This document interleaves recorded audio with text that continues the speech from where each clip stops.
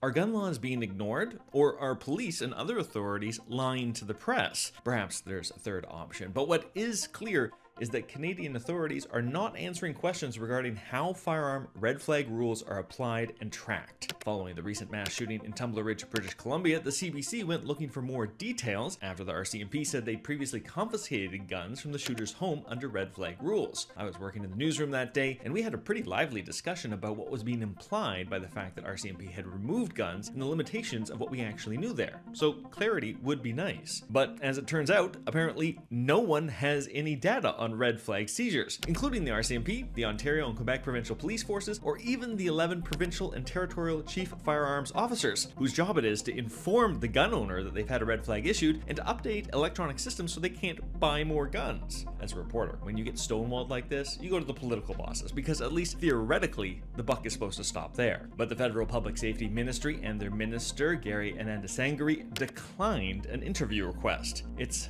so frustrating when politicians do this. They're clearly trying to do damage control and not add fuel to the fire. But their email response was galling. They told CBC, quote, "Questions about how the regime is applied and tracked fall under operational responsibilities of the CFOs and the RCMP." Yeah, except for that the CBC reached out to those people and they're not doing that. Here's the thing, going back to what set this off, the Tumbler Ridge shooting, the RCMP said they did have a history of red flag rules being issued, but when the journalists asked for more info, they didn't have any. They didn't even have the information confirming the Tumbler Ridge statement. So are they lying? Or is red flag info attached to individual files and impossible to search en masse? Who can say? We don't know. There are no details. And this whole article reads like the journalists just got stonewalled at every single step. No one wanted to take responsibility, and the reporters finally threw up their hands and said, screw it, let's publish what we have. I just wonder if anyone's gonna pay attention.